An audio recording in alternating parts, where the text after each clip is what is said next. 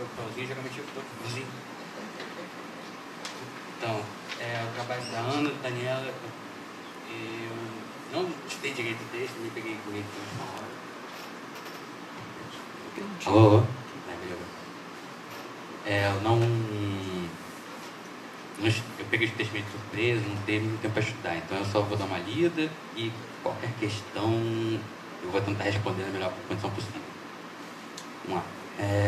Título Ex Machina, uma breve crítica ao serialismo liberal.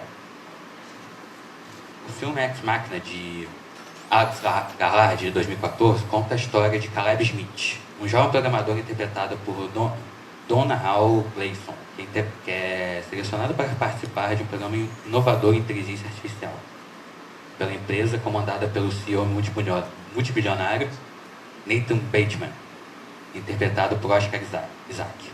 O filme todo gira em torno de Ava, interpretada por Alice Vikander, que é um robô humanoide com qualidades humanas extraordinárias.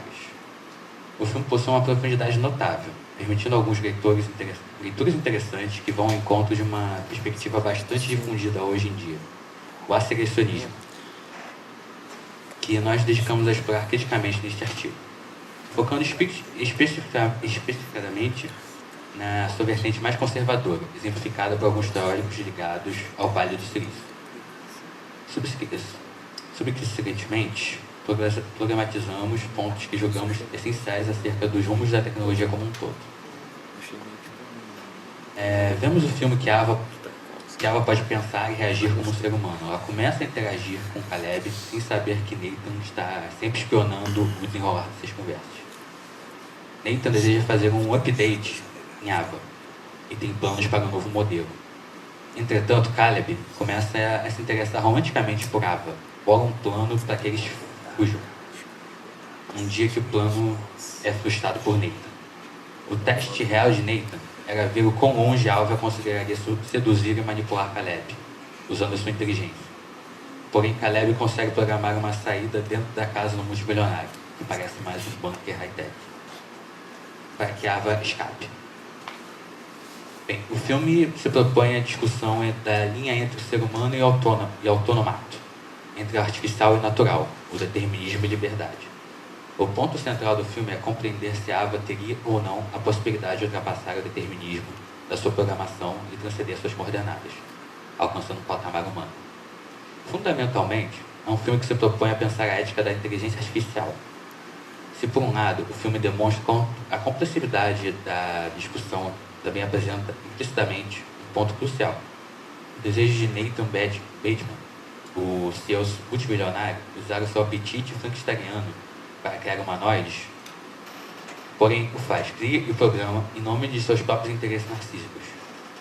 Até mesmo quando testa a consciência programada e busca uma transcendência dessa programação, Nathan busca o controle de cada passo dado por sua criatura, mas o faz pela própria tecnologia, busca que a tecnologia seja liberta. E assim como o monstro de Frankenstein, na sua obra de Mary Shelley, Eva também escapa, finalmente. A tecnologia transcende e escapa, conseguindo executar seu criador. Caleb, por sua vez, deseja poder conter os seus interesses amorosos, mas foi rapidamente deixado para trás pela sua humanoide. Nesse sentido, o filme exemplifica muito bem a nova tendência da tecnologia. Na medida em que a inteligência e a vida se tornam objeto de experimentação científica, enquanto a possibilidade de simular de maneira determinística um dado sistema servia como ideal da ciência e que se deduz sobre a mecânica, seja quântica ou relativística, o ideal de sucesso de um projeto que visa modelar a inteligência ou a vida é justamente que as suas realizações materiais, ou seres vivos e conscientes, escapem da nossa capacidade de prever seu comportamento. Invenção essa que já era explorada pela ficção científica muito antes da ciência ser capaz de produzir resultados compatíveis com essa premissa. Vamos notar ainda que o roteiro lembra fortemente o conto famoso de Ethan Hoffman, O Homem de Areia, que é conhecida a história de Nathaniel que se apaixona por Olímpia, o automato, uma referência formidável nas discussões acerca do estranho. Porém, enquanto o conto de Hoffman, o leitor é conduzido a interpretar que Nathaniel temia os poderes sobrenaturais incorporados por Orpélios, ao Homem de Areia. No final, Garnet, o telespectador, vislumbra os dilemas de Ava, que se torna a heroína diante do dilema ético. Ava, que é o fruto máximo do ímpeto da tecnologia defenderizador, multimilionário da tecnologia, o estereótipo do gênio empreendedor, ilustrado pelo excêntrico CEO Nathan. Essa é a imagem do prodígio do Vale do Silício, que busca o desenvolvimento tecnológico pelo desenvolvimento tecnológico, como narrativa ideológica. Se por um lado o filme faz alusão à discussão simbólica da criação sobre o viés religioso, desde a referência ao nome de Ava, emitido a Eva, ou quanto Nathan se coloca como criador e Deus, ou até mesmo o tipo de Ex Machina. Outro ponto implícito no filme, não menos interessante, é a qualidade humana, desemadamente humana, de Nathan. Se por um lado essa dimensão indica que por sua falha de caráter seu projeto deu errado, por outro, ela limpa o campo para o telespectador interpretar que a tecnologia poderia ser isenta de crítica, dando que o erro estaria na intenção imprópria do criador, não na tecnologia ela mesma. O filme raramente aborda o problema da tecnologia enquanto tal, apenas uma breve passagem que indica uma conversa de Caleb e Nathan acerca de bombas nucleares. Mas essa última obra desconversa essa premissa, uma vez que a tecnologia deve ser libertada a qualquer custo. E desta forma, não caímos de maneira ingênua na discussão da ética da inteligência artificial, sem antes questionarmos que é por este por trás daquela que a construiu. Ou então, quem é que controla tal tecnologia? Não por menos, problematizaremos aqui pontos essenciais do que chamamos de aceleracionismo liberal. O título do resumo de uma genealogia, na verdade, bastante complexa e conflituosa, tornemos a matéria de Andy Beckman para o The Guardian em 2017, chamada Aceleracionismo como uma filosofia marginal prevê o futuro em que vivemos. Ali, o aceleracionismo é apresentado enquanto um movimento que ganha popularidade e maior notoriedade quando o filósofo Benjamin Noyes toma emprestado o termo aceleracionismo da obra de 1977 de Lord of Light. Em sua obra, Gelazin descreve um grupo de revolucionários que acreditava que a principal força para que a sociedade atingisse um nível superior seria a transformação da sua atitude em relação à tecnologia, através de um reconhecimento de potências sociais não exploradas na técnica, restrita justamente pelo apego a uma ideia ultrapassada de humanidade. A maneira central desta vertente ideológica é que a tecnologia, em especial a tecnologia dos computadores e do capitalismo, em suas formas mais agressivas, em escala global, deveria ser massivamente acelerada e intensificada, tanto por ser o melhor caminho para a humanidade, tanto por não haver outra alternativa. E assim seguindo Beckett, aceleracionistas defendem a automação, eles defendem a fusão entre o ser humano e o digital, defendem abertamente a desregulação do empresarial e o drástico enfraquecimento do governo. Acreditam que as pessoas deveriam parar de se desiludir, crendo que o progresso tecnológico e econômico pode ser controlado. É importante ressaltar, dado que a matéria de Beckett contribuiu para a confusão crescente entre projetos de direita e esquerda em torno da premissa aceleracionista, que, se por um lado, a crítica à ideia de humano e das restrições da técnica que encontramos em Zelazny, de fato aparece nos mais diferentes projetos que recebem o nome de aceleracionismo. A proposta de desregulação e enfraquecimento do governo seria suplantada por essas potencialidades tecnológicas, só correspondente à tendência que chamamos de aceleracionismo liberal. Mas ainda, o aceleracionismo de esquerda, que visa utilizar justamente o governo e a tecnologia para contrapor o poder do capital e seus mercados desvalorizados, mas trataremos apenas de maneira muito lateral dessa vertente singular do aceleracionismo, dado que o foco é a premissa de que a superação do paradigma do controle e do determinismo no campo da tecnologia implicaria na superação do controle e determinismo no campo político. Bem, Para qualquer pessoa um pouco mais atenta, não é tanto fácil ler nas entrelinhas dessa proposta uma palavra-chave: neoliberalismo. Ainda de título de gênero apressada e sem considerar as diferentes orientações políticas, extremamente distintas entre si, que surgiram dessa premissa quanto ao humano e ao tecnológico, podemos, ainda seguindo Beckett, localizar a gênese do projeto aceleracionista no Cybernetic Culture Research Unit, formado em 1995 no Departamento de Filosofia da Universidade de Warwick, por onde passaram alguns dos principais expoentes dessas diferentes abordagens da aceleração tecnológica. Prestamos atenção aos nomes por detrás do início desse movimento: Nick Land, o pai do aceleracionismo; Sandy Plant, Mark Fisher, Kudo Eshu, Leigh Grant, Ray Bazier, Reza Negarasti, entre outros. O problema do CCRU foi basicamente um coletivo interdisciplinar autogerido pelos estudantes com o propósito de pensar a cultura cibernética. Mas chamar a atenção aos nomes próprios desenvolvidos, bem como as divergências abissais entre suas orientações políticas, nos permite colocar uma leitura atual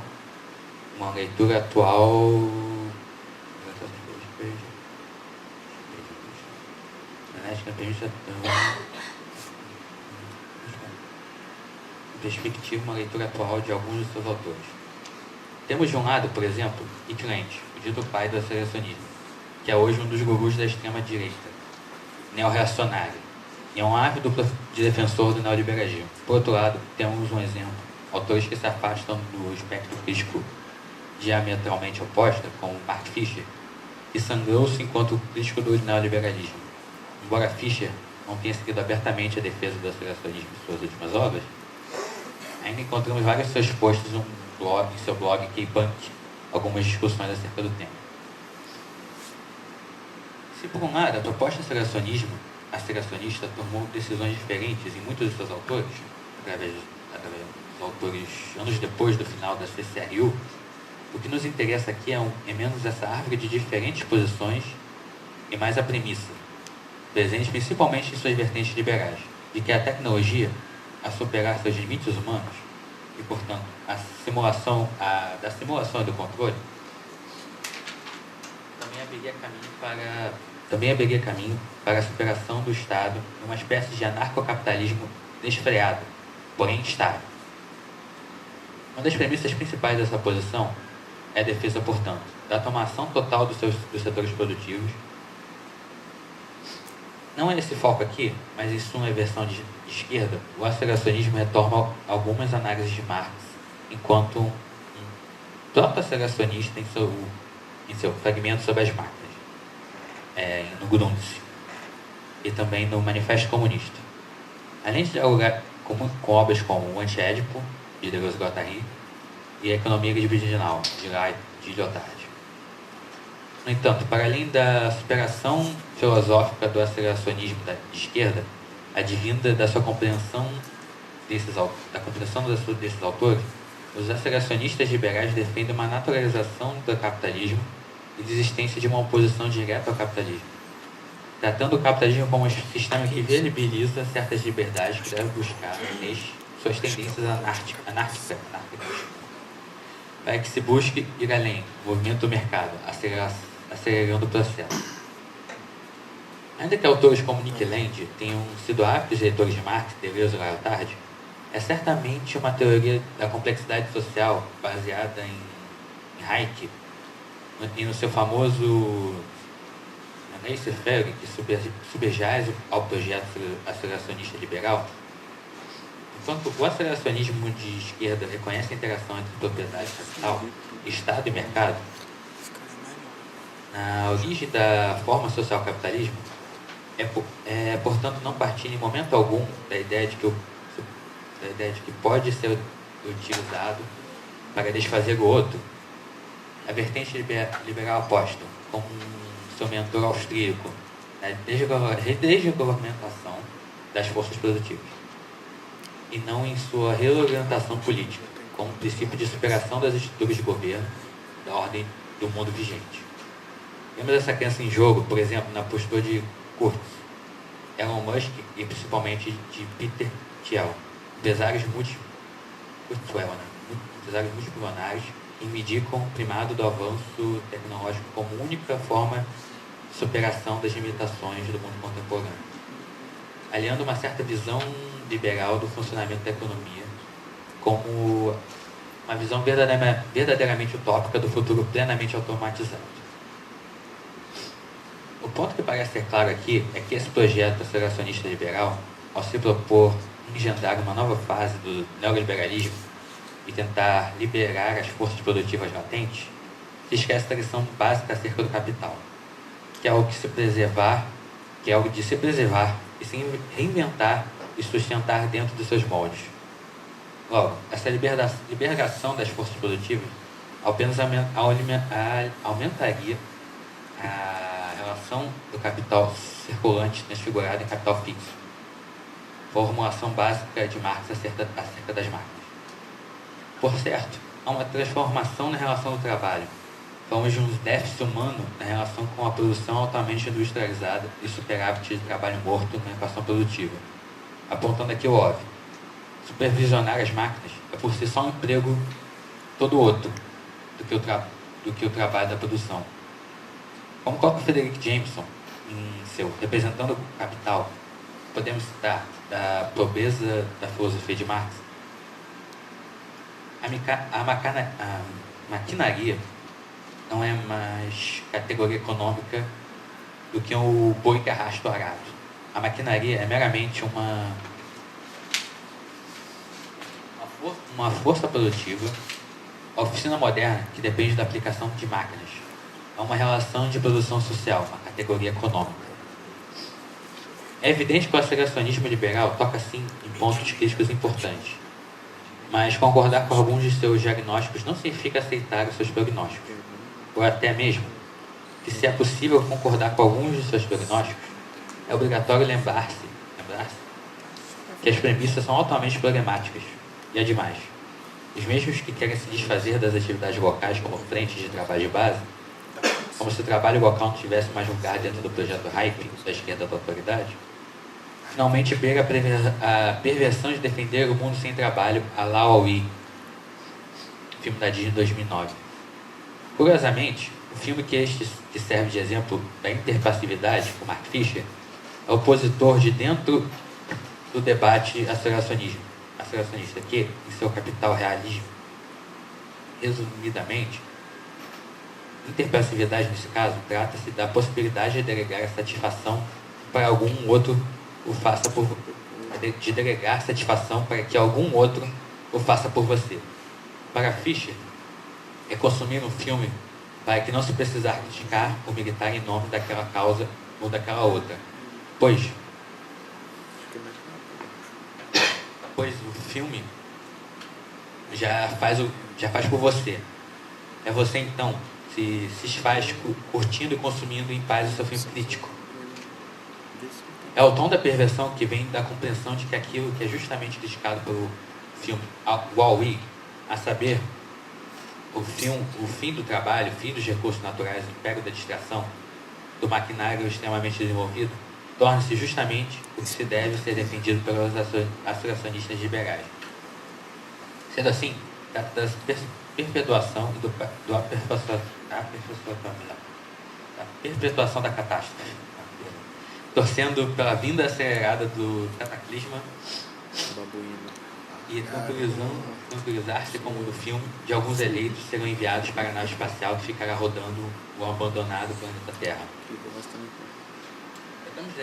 Tentamos deixar claro, ao longo dessa apresentação, que o aceleracionismo é uma premissa quanto à relação entre controle, automação e humanidade. Sua orientação política, agenciada de diferentes formas e sob diferentes premissas, pode levar a projetos totalmente opostos, como a aceleração liberal e o aceleracionismo de esquerda. Em seu livro, primeiro como tragédia e depois como farsa, Zizek menciona, retomando Hard e Negri, os 4 cavaleiros do Apocalipse contemporâneos. os 4 antagonismos do comum que estruturam a sociedade atualmente. Os comuns da natureza, problemas de lidar com catástrofes naturais, o problema da natureza humana, problemas de como lidar com a privatização dos nossos genes, impasses da bioética, os comuns do intelecto, a questão da circulação de conhecimento e seu embate com a propriedade privada, e o mais importante, o comum do universal, em crise com o novo apartheid social que nos assola mundialmente.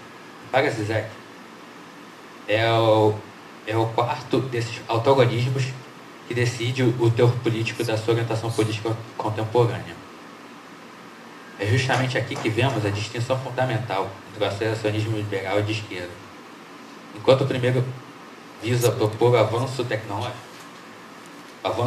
tecnológico e superação do humano como paradigma de controle da técnica, uma solução para os 3 primeiros impasses, supõe-se, com toda a tradição liberal, que o 4º antagonismo se resolveria por si só.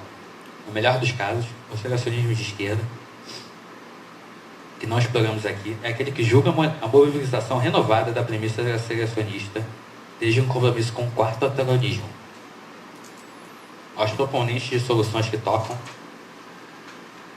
no comum sem tocar no apartheid social.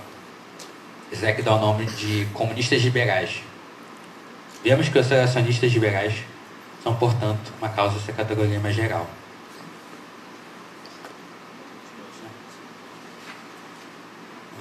Retornemos aqui ao filme Ex Machina para considerar algumas reflexões. O primeiro ponto é estritamente zequiano acerca da tecnologia. Ao tornarmos Ava, vemos nela os comandos de Nathan, que anteve todos os seus passos e seus testes. Pensamos que se é fútil lutar contra os avanços tecnológicos, é imperativo jamais deixarmos de perguntar quem está controlando esses avanços. Se é crucial nos valermos da tecnologia para empurrá-la em uma nova direção, preciso primeiro desfistilizá-la. Então, enquanto força produtiva ou instrumentos contemporâneos, fazer que tal ferramenta beneficie localmente movimentos em nome da sua especificação dos meios de produção. O personagem de Caleb Smith, o nome Smith pode ser tomado como referência à classe trabalhadora, é um exemplo perfeito do trabalhador especialista, que dentro da construção capitalista neoliberal, além de uma engrenagem na empresa de buscas na internet de Nathan, pode tranquilamente ser vítima do experimento e mais perverso dentro dessa lógica. É o que o trabalhador especialista almeja. Caleb expressa o casamento perfeito do trabalhador ultra narcisista que carrega a sensação do missing out, de que algo está sendo perdido ou deixado de ser aproveitado. Um dos frutos do neoliberalismo e da realidade de consumo sobre o sistema, que faz novidades soarem como novo, apenas para sua manutenção.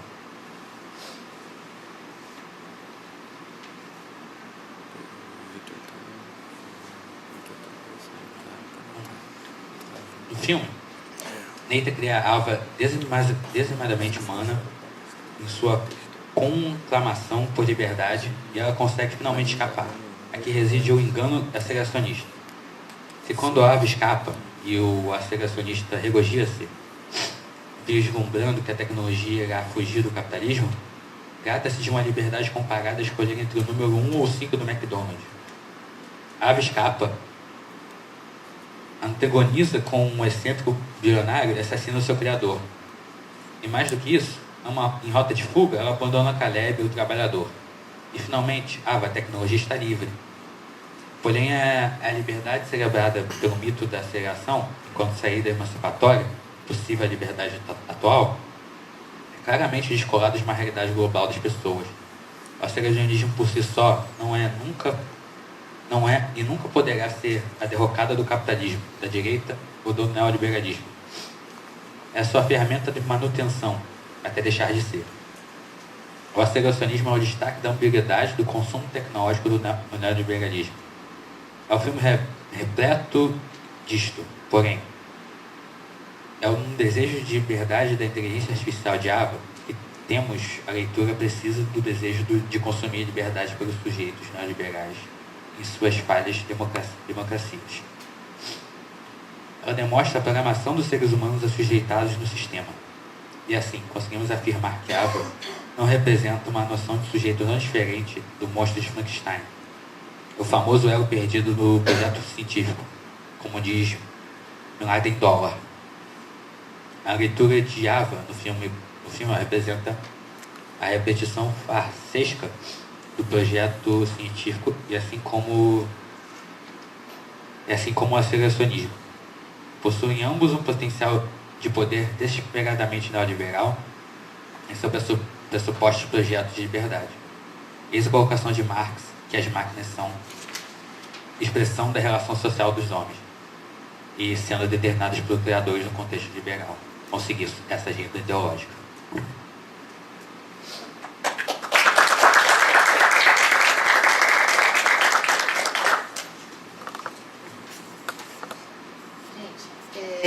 Bom, agradecer aí as apresentações de trabalho.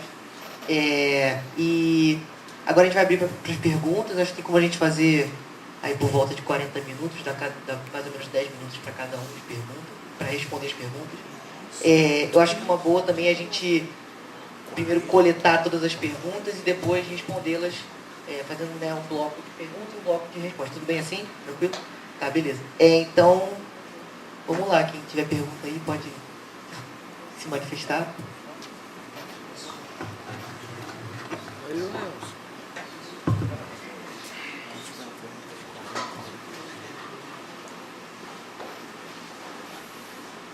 Felipe tem a pergunta. Acho que dá para ser sem.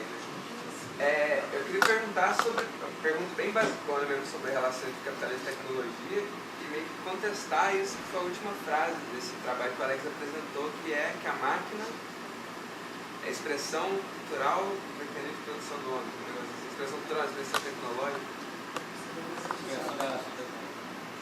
Expressão da relação social dos homens. Porque parece que, assim, não sei se é exatamente esse o caso, mas uma das primeiras máquinas que inventaram foi a tal de uma máquina de calculada, que sujeito chamava Pascal, que era filósofo, e essa máquina inventaram uma calculadora, só que não foi usada durante 200, 300 anos.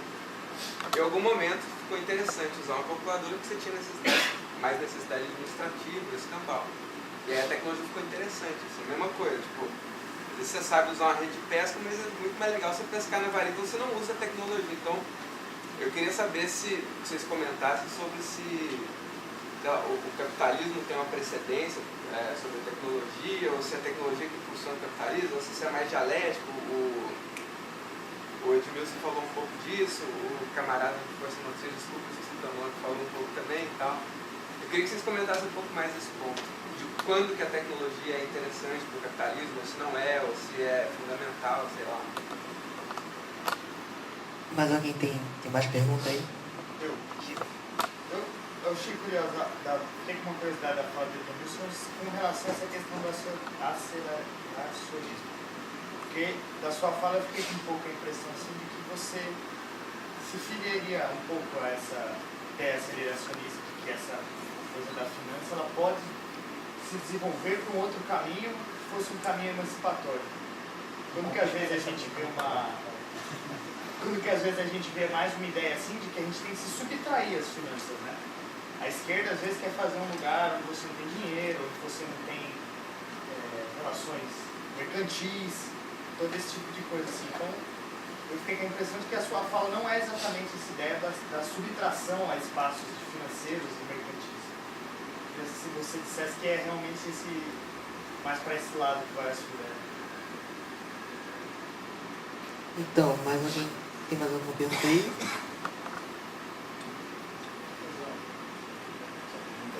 Tá o Fernando ali primeiro.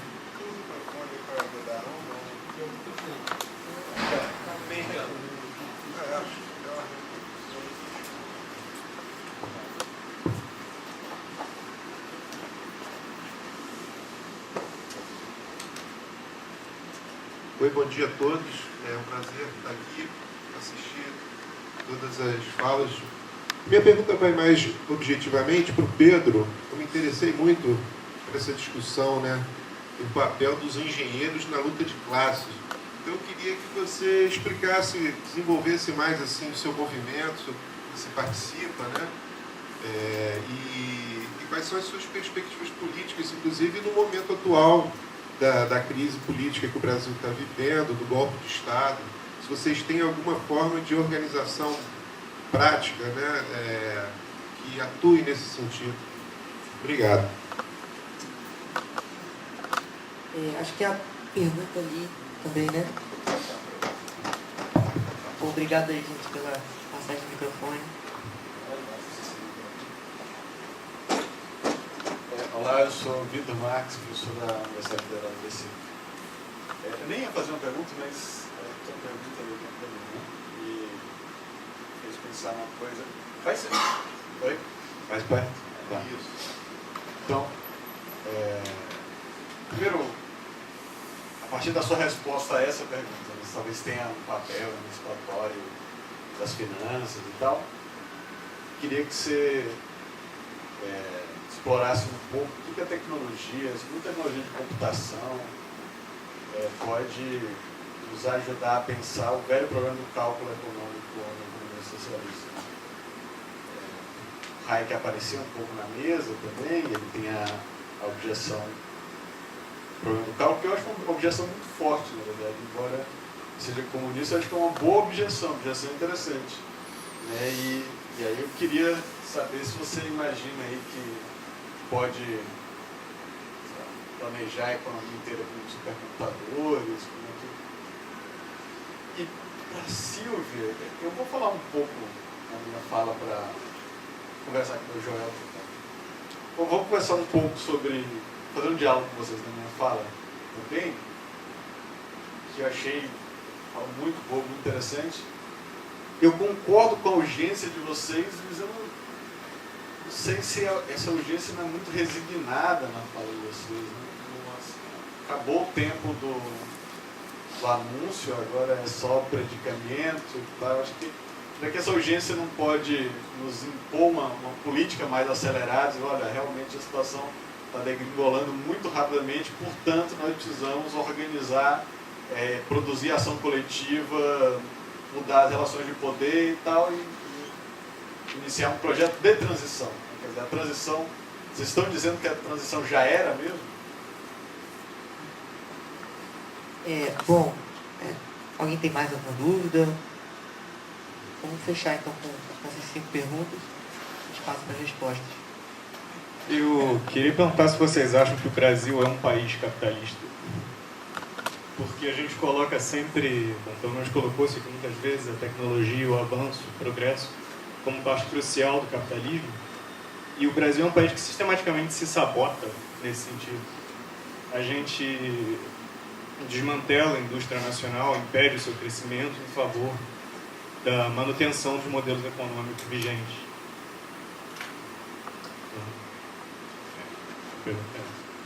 Bom, então acho que a gente tem 5 perguntas, né? Mais ou menos 5 perguntas. Então vamos para as respostas.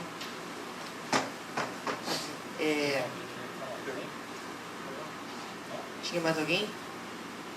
Bom, enfim, a gente vai então agora para as respostas. Acho que algumas foram perguntas direcionadas especificamente, né, para alguns trabalhos, e se não me engano, acho que do Felipe foi mais geral, assim, mas enfim, acho melhor deixar essa organização para vocês mesmos. Responde na ordem inversa das falas, né?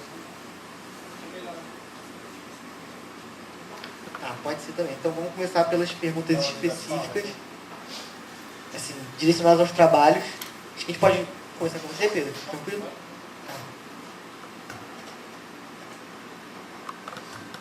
Alô? Então, vou direto ali para a pergunta do companheiro. Obrigado aí pela pergunta. A sua pergunta é muito, muito pertinente, porque a grande verdade é que, assim, um ponto que a gente sempre coloca, que inclusive também está relacionado com a resposta para a sua pergunta, é que a dialética é um elemento que está em todos os fenômenos sociais, e eu e no nosso coletivo, como marxistas, a gente sempre coloca isso como prioridade. A dialética sempre é a parte do materialismo histórico que fica meio perdida ali. Então, antes de partir direto para a sua resposta, como eu cheguei nesse ponto, eu acho que a resposta para a sua pergunta é que você mesmo colocou muito bem.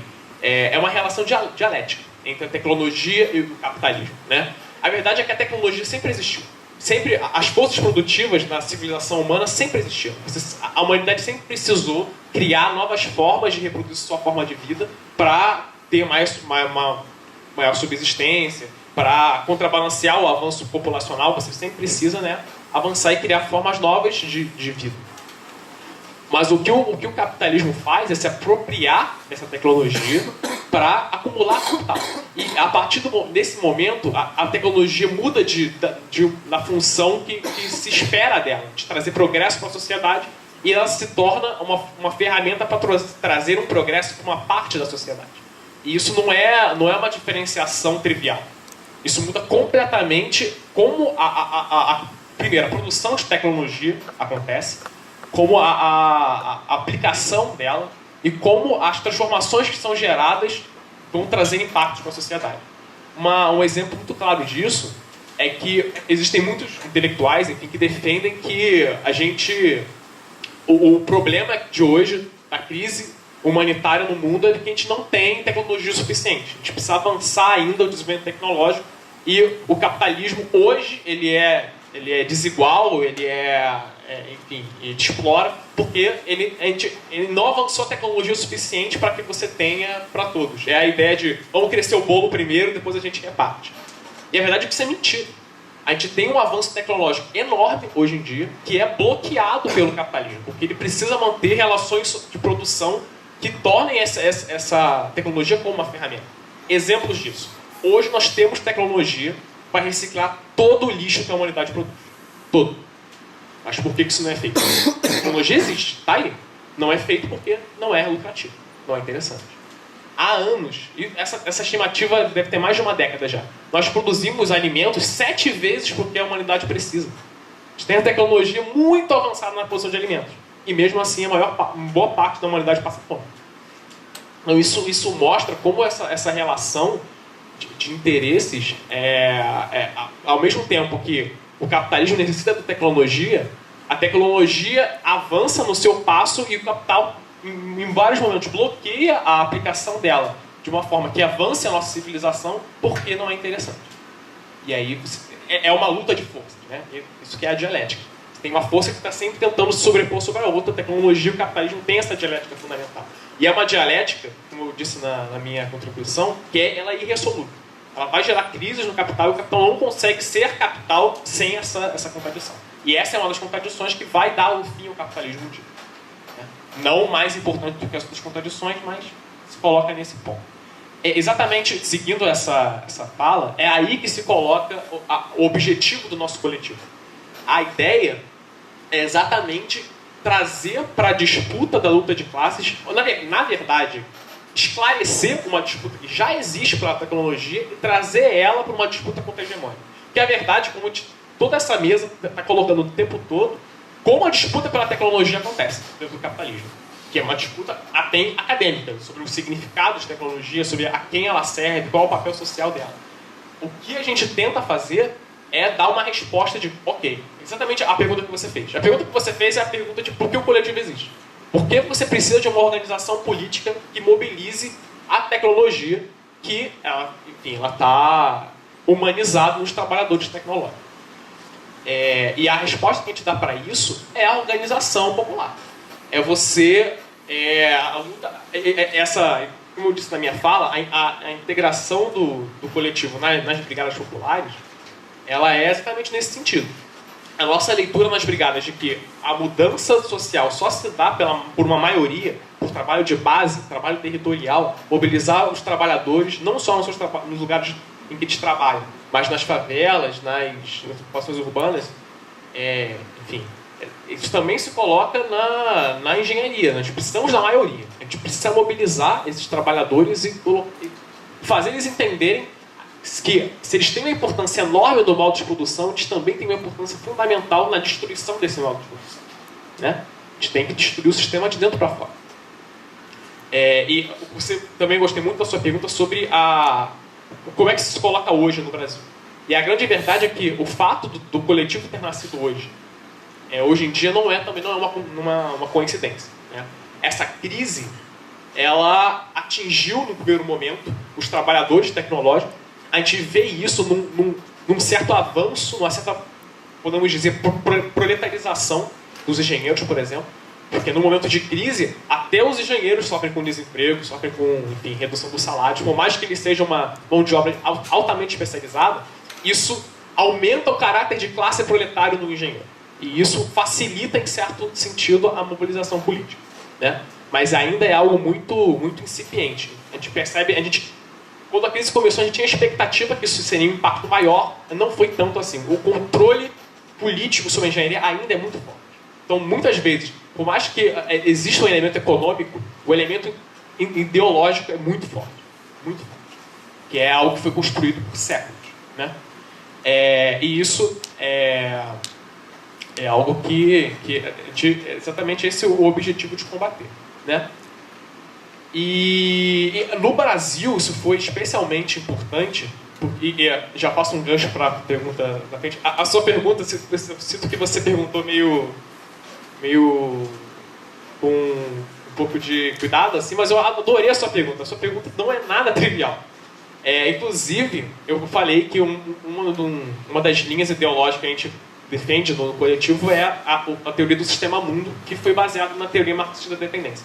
E foi criada uma teoria que, para nós, é uma das teorias mais revolucionárias no estudo do capitalismo nos países subdesenvolvidos, e respondeu à pergunta de como o capitalismo se organiza nos países desenvolvidos, nos países subdesenvolvidos. Porque, por exemplo, a industrialização que aconteceu aqui, no meio do século XX, se esperava que, quando aconteceu a Revolução Industrial nos países desenvolvidos, eles se desenvolveram e se tornaram potências. Então, a partir do princípio que, quando nós industrializarmos os países subdesenvolvidos, o capitalismo deles vai se tornar um capitalismo avançado e eles vão se tornar também países potências. Não aconteceu. Você teve uma industrialização enorme no começo do século, por exemplo, no Brasil com Getúlio Vargas, na Argentina com Perón, no Chile, enfim, a maioria dos países passou por isso nesse estágio, não aconteceu. Pelo contrário, a industrialização, no exemplo do Brasil, por exemplo, levou a uma crise maior ainda. Você, a curto prazo, a gente pode ver isso historicamente no governo JK. A industrialização, no primeiro momento, destruiu a economia brasileira. E você investiu, enfim, abriu o mercado para empresas estrangeiras, enfim. Mas o que se coloca aí é que essa discussão do como o capitalismo no Brasil se organiza e nos países desenvolvidos é algo extremamente difícil. E a resposta que essa escola deu para isso é que os países dependentes, por mais que eles estejam integrados no sistema capitalista global, eles têm uma função diferente dos países produtores de capital, né? Os países desenvolvidos. Nós, historicamente, fomos colônias, fomos explorados, produzimos matérias-primas de baixo valor agregado e trocamos essa matéria-prima de baixo valor por produtos de alto valor agregado. E isso, que é um dado econômico, né, se reflete dentro das economias independentes, e é isso que foi, pra gente, foi o gancho dessa escola, se reflete como uma mudança da matriz de produção de mais-valia nesses países. A produção, por exemplo, nos países desenvolvidos, existe um máximo de exploração, historicamente, que se teve do trabalhador, principalmente na fase de estado de bem-estar social, porque os trabalhadores são os consumidores dos produtos. Você não pode explorar o trabalhador a um certo nível que se torna um pouco interessante, porque eles não conseguem comprar. E aí você tem um problema na esfera do mercado.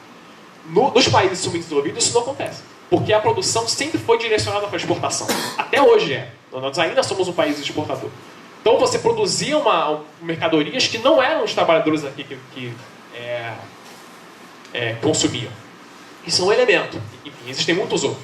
Então isso se refletiu num nível de exploração absurdo dentro desses países, que não se vê em nenhum outro local no mundo. Nenhum país desenvolvido existe um nível de exploração que existe no Brasil, em que você explora o trabalhador até um nível acima da sua capacidade de reproduzir sua vida. É isso que a gente vê. Você paga para o trabalhador menos do que ele precisa para sobreviver. É exatamente por isso que no Brasil é extremamente comum, nas classes populares, as pessoas terem 2 ou 3 empregos. E o emprego só não garante a sua sobrevivência. Então, essa pergunta sobre se o Brasil é capitalista, é fundamental fazê-la, exatamente porque a resposta é sim, mas o fato do capitalismo aqui ter características diferentes desses outros países, como você colocou muito bem, o fato da tecnologia ter um papel diferente. Nós somos extremamente dependentes tecnologicamente. O nosso capitalismo nacional não apostar na tecnologia como fator competitivo, exatamente por isso eles apostam numa maior exploração para compensar essa perda no mercado internacional de vender produtos baratos e comprar caros, né? Exatamente por essa razão, a tecnologia aqui é extremamente negada e tratada com irresponsabilidade, né? Você tem uma tecnologia nacional no momento de crise que é colocada de lado, exatamente porque não só o governo, mas nós sabemos que o governo representa interesses burgueses, mas porque a burguesia nacional é subserviente a uma burguesia internacional. Mas aí, a burguesia, a gente diz isso constantemente, a burguesia nacional brasileira não só é exploradora, opressora, mas ela é idiota. Ela, perto da burguesia internacional, ela segue um caminho de subserviência. Ela baixa a cabeça e acha que isso é o suficiente. E o capitalismo brasileiro continua um capitalismo dependente, um capitalismo extremamente mal atrasado. Justamente por esse elemento. Então, saber disso é fundamental. É fundamental entender o que é a superexploração, por que o capitalismo aqui se organiza dessa forma e por que saber isso é fundamental. Por que entender por que o trabalhador brasileiro não é igual ao trabalhador europeu. Ele tem nível de exploração muito maior. Então isso é fundamental. Voltando aqui, eu estou passando de um para o outro. A sua pergunta, isso é fundamental de entender o papel da engenharia, não só como trabalhador técnico e por esses elementos que eu coloquei, mas exatamente porque a disputa por tecnologia do Brasil é mais forte do que em outros países, ou nos países subdesenvolvidos de forma geral. A disputa a gente precisa de tecnologia sim, inclusive tecnologia nacional, porque isso é fundamental para o Brasil ter soberania. E isso na crise... Ok, vou finalizar. Isso na crise que aconteceu agora foi um fator essencial, assim.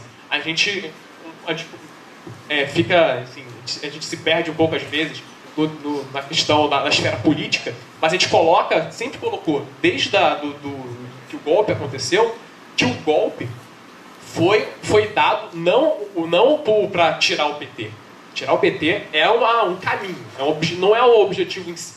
Ele é algo que é necessário para se obter o que se quer. E o que se quer é o avanço sobre os recursos nacionais estratégicos. O que são os recursos nacionais estratégicos? São o nosso trabalho. A reforma da Previdência está aí para isso, a reforma trabalhista. E os nossos recursos naturais. E aí está o maior deles. Eu estou finalizando mesmo. E o maior deles é o pré-sal. O pré-sal é uma riqueza que não tem comparação na história do Brasil. Ela é de um nível completamente diferente. Não só pelo seu valor em si, mas pelo seu valor estratégico numa geopolítica que depende do petróleo. Então, só colocando esse ponto, porque não só mobilizar a engenharia é importante por si só, pelo que a gente colocou, e pelas vias que nós definimos como estratégicas, mas ele é fundamental porque a defesa do pré-sal é a defesa dos recursos brasileiros, dos direitos do nosso povo. E os engenheiros têm um papel fundamental nisso. Quem é que vai desenvolver o Brasil se não os engenheiros? Quem é que vai manter o pré-sal e vai explorar o pré-sal para o seu povo se não nós? Senão os trabalhadores têm. Né? Então, acho que essas aí são as questões fundamentais.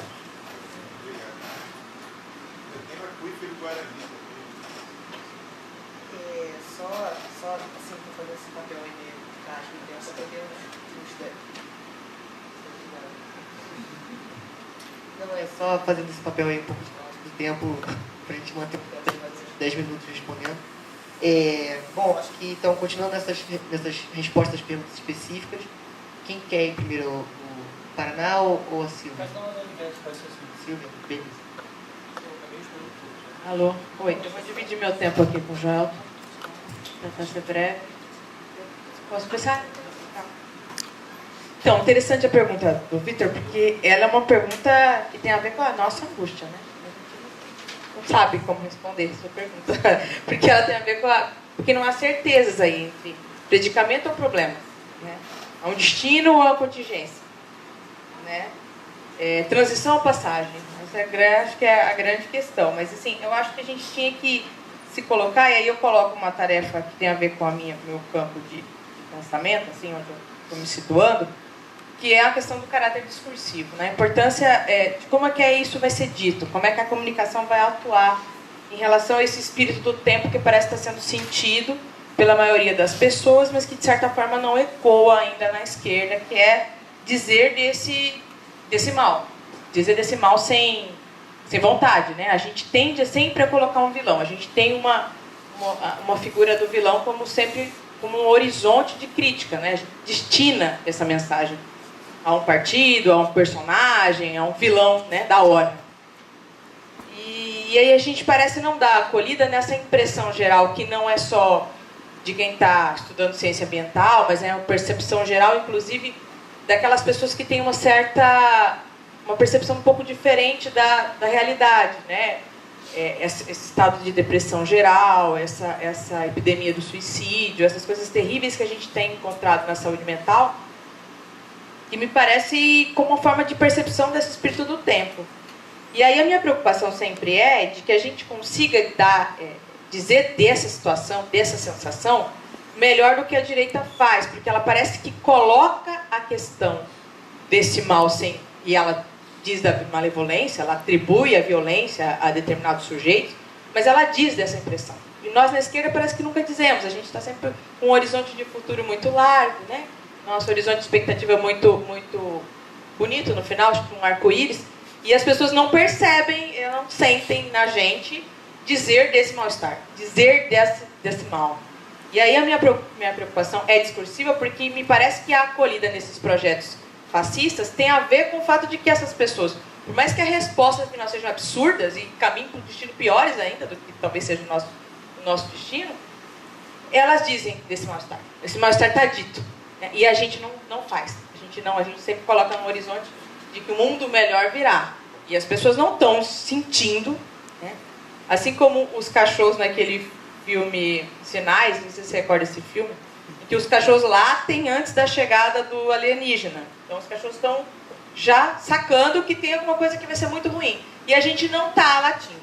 Essa que é a minha preocupação. Então a ideia da esquerda sem futuro que a gente tem discutido em alguns colóquios, alguns eventos, justamente é uma estratégia comunicativa. Que a hora que a gente vai começar a dizer desse mal-estar, para que a gente organize politicamente esse mal-estar.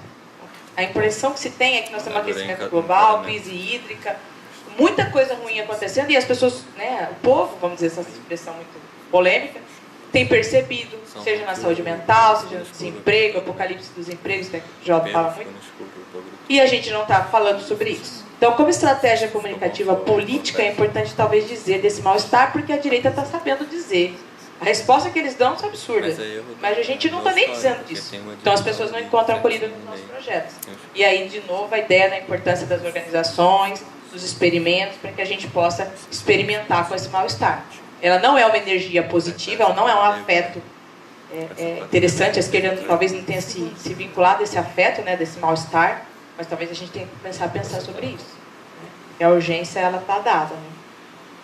Vou passar aqui para dividir a minha fala com o Joel. Só em resposta ao querido companheiro Vitor Marques, primeiro bom dia a todos, não veio, a gente escolheu a divisão do trabalho aí. Então, eu gostei da palavra que você usou, resignação, porque ela remete a duas coisas. Ela remete, em primeiro lugar, a um luto, a gente geralmente diz, né? Resignação quando se trata de enlutar-se por uma perda que se sofreu. Eu gosto disso, que é importante, porque, como o Freud ensinou e tudo mais, a psicanálise ensina, não ter o luto, não se enlutar, é pior do que se enlutar. A perda já foi, então é importante se enlutar, porque se não houver o luto, a coisa piora, do ponto de vista psíquico. Então, o luto é algo que não dá para se eximir dele sem consequências.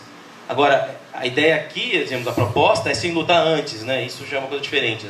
É possível, o John Michael Greer citou, tem uma frase interessante, vamos colapsar logo para evitar filas. Então o que a gente vai fazer é, será que dá para enlutar antes e isso traz alguma vantagem? Essa que é a coisa que a gente poderia discutir. Talvez não traga vantagem nenhuma se lutar antes, talvez traga.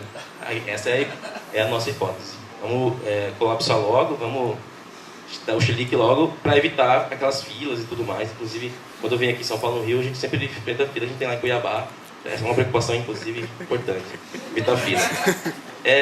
Mas ela também se remete a uma coisa importante, que é resignificar as coisas. Eu acho que isso é interessante também. Eu acho que enlutar-se e resignar-se tem a ver também com ressignificar as coisas, porque quando você se luta também, só acontece o luto quando acontece uma elaboração. E eu acho que essa elaboração, que é inescapável no luto, é imprescindível também. Eu acho que precisamos ressignificar as coisas. Por exemplo, quando eu ouço... isso é uma coisa que vem de resignar, de certo modo, no sentido de ressignificar essas coisas. Quando eu ouço falar em tecnofilia ou tecnofobia, já que as coisas estão dadas em termos de afetos no grego, eu acho que nenhuma delas condiz com, por exemplo, a história da classe trabalhadora. A classe trabalhadora nem foi fóbica e nem teve amor filial pela tecnologia. Os luditas, ou ludistas, depende aí da tradução, eles tinham ira, não tinham fobia e nem filia, eles tinham ira da tecnologia. E de repente recuperar essa categoria da ira, do timos, seria interessante. A classe trabalhadora começou com tecnotimia a tecnologia. Eu acho que essa é uma coisa que a gente pode ressignificar mesmo, repensar toda a história do marxismo a partir do fato de que as coisas todas, digamos, desandaram. E será que essa rifada que a gente dá dos luditas, os luditas eram tecnófobos, que eu acho que não condiz nada com aquilo que eles fizeram. Será que eles não tinham razão, no final das contas, de ter ira em relação à tecnologia? Será que a ira não é um sentimento? Eu me recordo aqui daquele filme, Matrix Reloaded, onde tem uma hora que o sujeito, que é um general, ele se incorpora numa máquina meio androide, e ele diz assim, ele é dos nossos, ele já cometeu chilique antes do tempo, então ele já se enlutou, e ele diz assim, bom, se a gente tem que morrer, vamos dar o inferno a eles antes da gente morrer. E ele se incorpora na máquina tecnológica e vai para a guerra. Então, às vezes, a gente vai talvez estar num nível mais importante de engajamento, talvez num outro nível de engajamento, quando a gente já passar para a explicação em relação a isso. Eu acho que a história do marxismo tem que ser lida a contrapelo para a gente incorporar, então, reintegrar os ludistas, lembrando que os primeiros ludistas foram mortos pelo Estado de Direito por cometerem atos contra as máquinas. Eles foram mortos. Eu acho que é interessante até honrar a história dos luditas nesse sentido, de não chamá-los de tecnófobos, mas de tecnotímicos. Né? Tinham ira, e eu acho que é isso que a gente tem que ter hoje.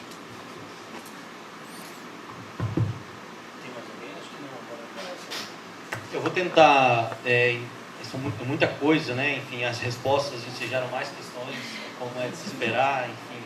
Então, ao mesmo tempo é bom e não é ficar por último nesse caso.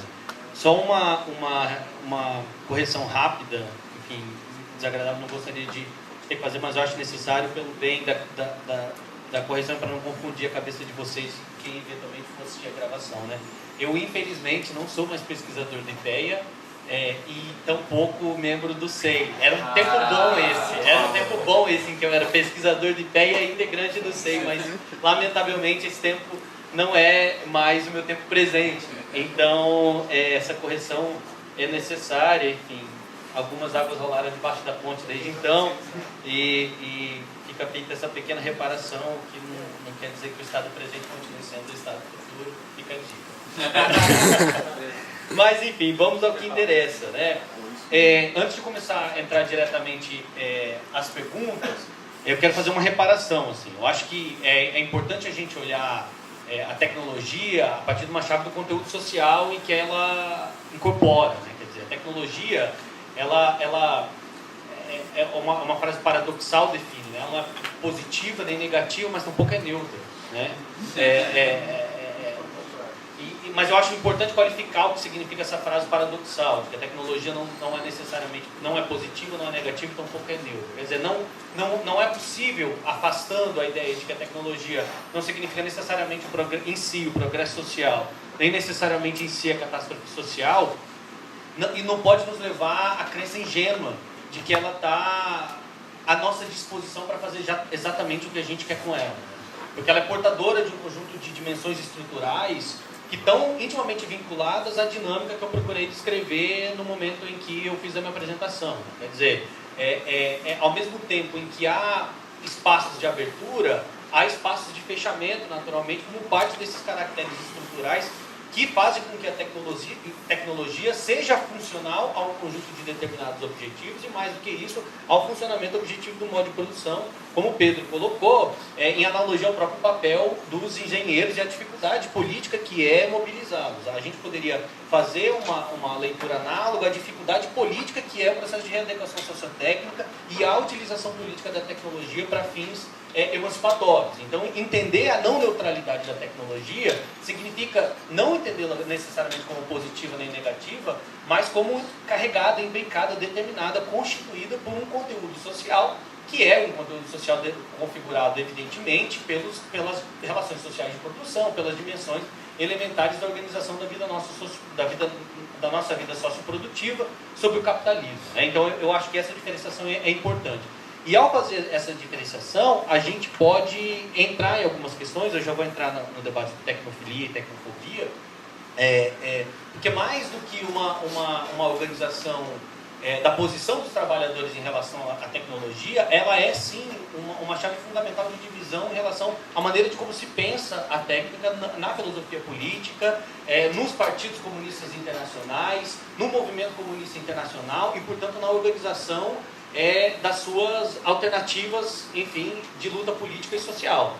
Então há extensas elaborações sobre isso, extensos debates sobre isso. Esses temas foram debates de congressos de partidos comunistas, etc. E aparece sim, nessas ocasiões, essas duas posições de maneira muito clara.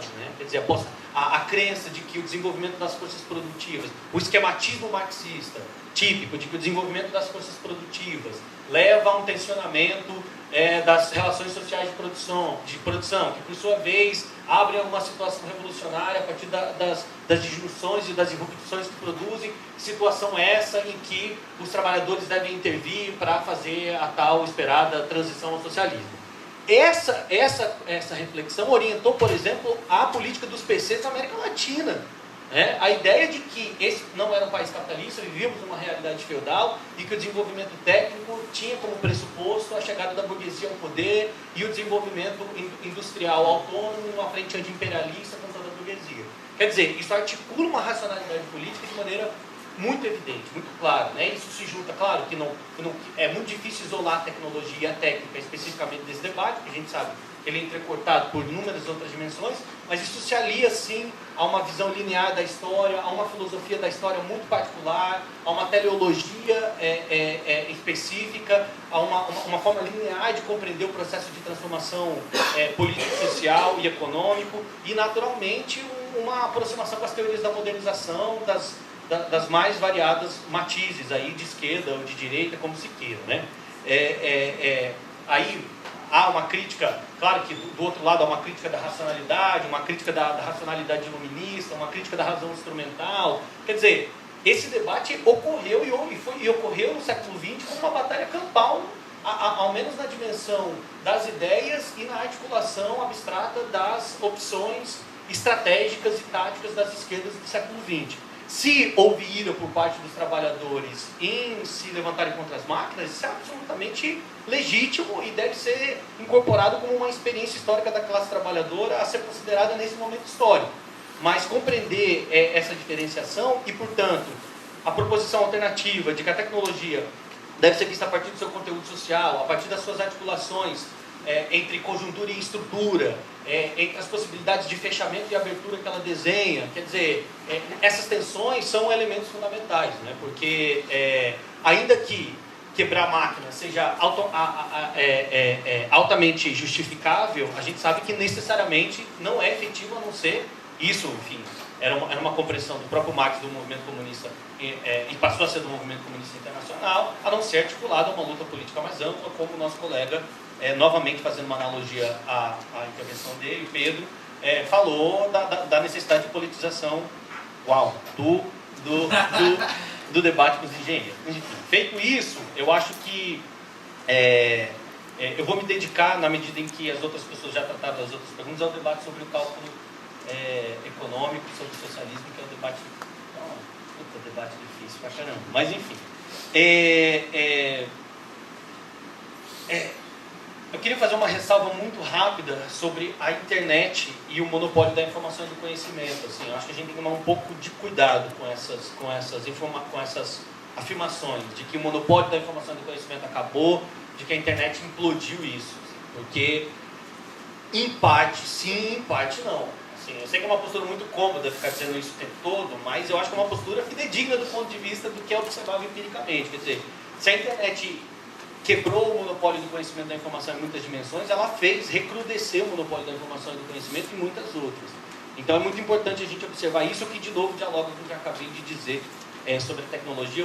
Eu falaria mais sobre isso, mas a gente não tem tempo. Enfim, eu acho que, rapidamente, continuando nessa direção, sobre o debate aceleracionista, na última conversa que a gente teve, né, a gente falou sobre a dificuldade que o debate aceleracionista, inclusive no campo da esquerda, tem de assumir uma crítica da técnica, né? Toda a trajetória, a imensa trajetória histórica, teórica e política de crítica da tecnologia. Ainda que o faça, nem sempre faz de uma maneira tão densa quanto, ao menos, eu acho que poderia. De outro lado, a crítica da tecnologia não raramente assim, em grande parte, hegemonicamente, é estruturada em princípios humanistas, a partir de uma crítica fenomenológica extremamente problemática. Então a gente tem, de alguma forma, de resolver duas carências. Assim. De um lado, uma crítica da técnica que não consegue superar os seus pressupostos humanistas e fenomenológicos para tratar a tecnologia. De outro, um aceleracionismo que ignora, muitas vezes, a dimensão, a determinação estrutural obscura que o desenvolvimento tecnológico sobre o capitalismo carrega. Dito isso, eu vou, enfim, só estou fazendo essa ponte para responder a sua pergunta, né? Quer dizer, você parece que tem uma posição, não sei se é aceleracionista, não é? Como é que você vê as finanças diante disso? Uma subtração das finanças ou não? Olha, a minha posição parece meio estranha mesmo, porque eu acho que é tipo da estranheza do próprio objeto. Né? Eu acho que é difícil assumir uma posição que não seja estranha do objeto estranho. Eu acho que a posição das esquerdas, muitas vezes, em relação à subtração das finanças no processo político e social, é uma posição utópica, carregada de um certo prudonianismo que se veste de materialismo radical.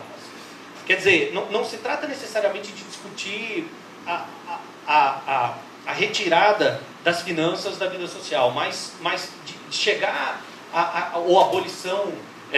Vamos lembrar daquelas propostas que o Marx critica, né, nos Grundrisse, longamente, abolição do dinheiro, bônus trabalho. Essas propostas sempre apareceram, né, ao longo da história do movimento. Mas é preciso pensar que tipo de tecnologia, como o crédito e a finança, pode cumprir o papel que o crédito e a finança têm produzido. Né? Isso raramente aparece nessas reflexões, tendo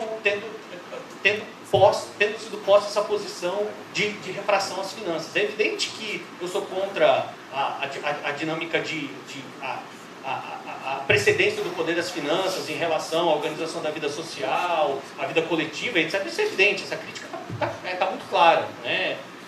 Mas eu acho que essa reflexão precisa ser feita de uma maneira mais sofisticada na hora de pensar as alternativas, porque, de novo, a reflexão das alternativas precisa se dar nessa relação tensa entre abertura e fechamento. Né? E eu acho que para isso é preciso pensar, por exemplo, no dinheiro como uma tecnologia, no crédito, nas finanças como uma tecnologia de organização de uma determinada forma de produção de vida social, algo que não muitas vezes é feito. Nos 2 minutos que me restam, na verdade é menos, porque o papel foi me dado um pouquinho antes, mas eu vou tentar me ater a esses 2 minutos.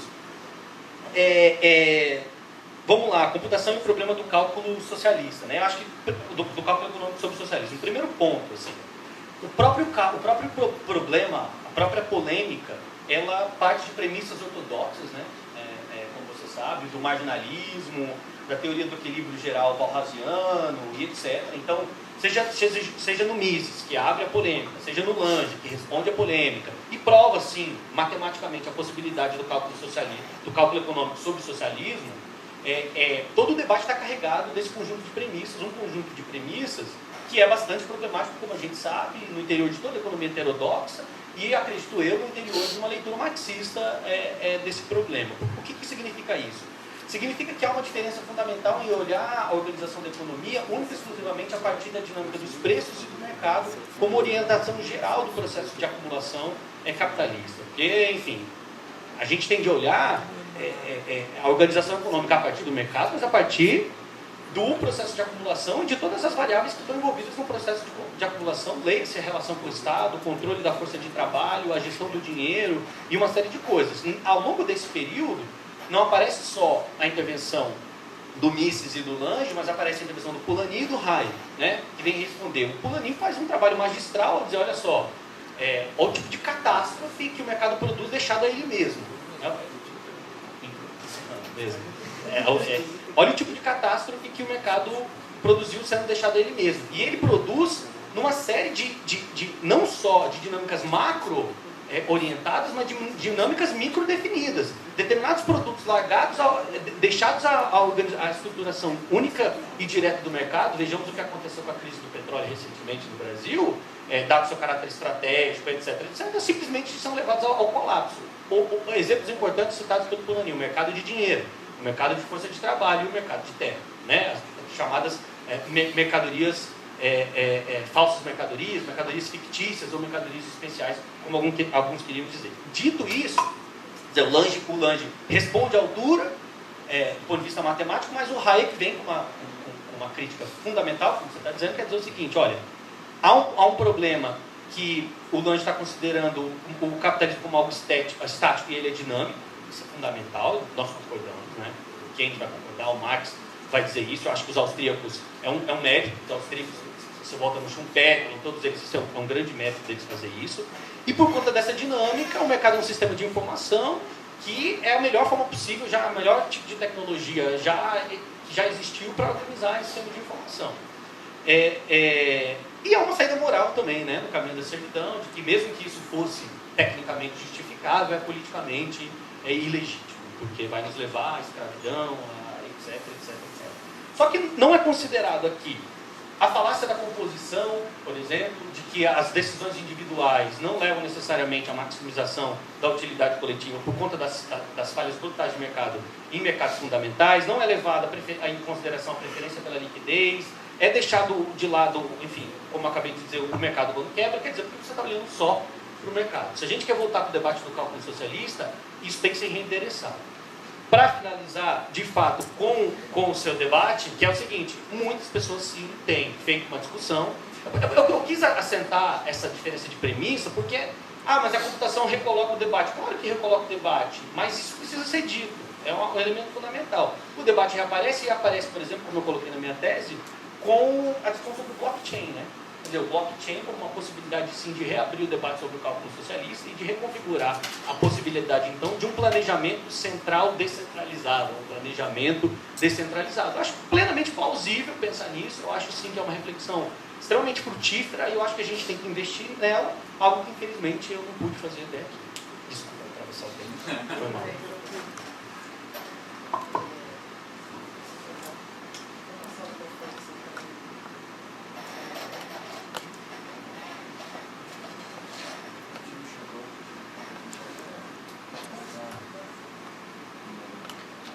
Então, como eu falei, eu não cheguei a conversar direito com os autores, mas vamos lá. O que eu estava entendendo pela pergunta do Felipe, eu achei bem consistente a maneira da mesa, né? Seguia, seu Paraná falou meio que questões, vamos dizer, certos projetos, certas ideias que são consideradas capitalistas, não sei, certos mecanismos, certas tecnologias talvez são consideradas capitalistas, que poderiam ser interessantes para outras coisas, porque elas superam o capitalismo. E no outro ponto tem o Pedro falando de pessoas, de toda uma... Ele falou trabalhadores, né? É interessante. Maneiro chamar engenheiros trabalhadores, né? Seriam todos um grupo... Não, eu gostei, pô. Bom para variar um pouco, né? Mas, então, todo um grupo de trabalhadores que são excluídos porque são considerados, sei lá, próximos demais da burguesia, talvez. Burgueses, quase. Pequenos burgueses, como disse. E são todos desvalorizados na esquerda e são ideologicamente capturados, né, como eu diria. E Silvio Joelton fudeu. Não é? Então, toda uma questão assim, acho que o texto aqui botaria. Tem todo um problema do aceleracionismo que a gente consideraria duas questões. Toda uma tecnologia que não é só a gente deixar o negócio solto, que vamos chegar lá. Mas aí, estão dizendo aqui, tem todo um grupo de pessoas que são quem conhece a tecnologia realmente, que não são deixadas de lado, e tem todo um conjunto de tecnologias que também é deixado de lado. A tese do selecionista que ele critica aqui, que talvez não seja correta, mas vamos dizer assim, acredita que todos esses mecanismos já chegariam por si só, já chegariam num ponto por si só. Só que aqui, pelo menos a mesa, acredita que tem certas coisas que a gente teria que resolver primeiro para elas chegarem lá. Elas estão dominadas por certos aspectos e são ignoradas. São ignoradas esse capturar ideológico que essas ferramentas e todas as pessoas que conhecem essas ferramentas. E o ponto assim, errou que nem esse Silvio já falaram.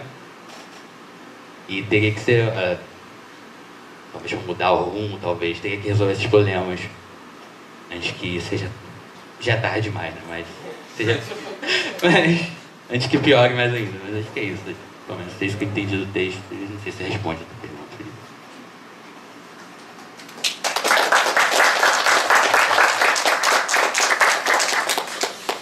Gente, então, encerrando, queria agradecer a participação pessoal dos apresentadores aqui. Agradecer também os autores que escreveram o trabalho, infelizmente não puderam estar aqui. A participação do pessoal perguntando. E é isso, a gente encerra aqui nossa primeira mesa do evento. Acho que dá 15 minutos, a Tati está chegando, está atrasado. Eu dou um intervalo dos 15, acho que dá tempo dela chegar e montar as coisas.